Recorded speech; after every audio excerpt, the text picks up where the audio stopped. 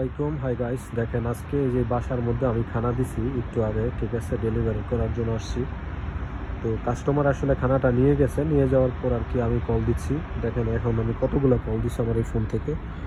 এই যে জাহেজের অর্ডারটা, ঠিক আছে, এই দেখেন এই যে আমি কাস্টমারকে মেসেজ দিছি, কল দিছি, একটা কলও উঠায় নাই। তারপরে আপনার ডাইরেক্ট কল দেখেন কতগুলো দিছি। এই দেখেন ওর ফোনে আমি এতক্ষণ যাবৎ কল দিতেছি, কোনো কলই উঠায় না, আমার ব্লক করে দিছে, ঠিক আছে। এই দেখেন,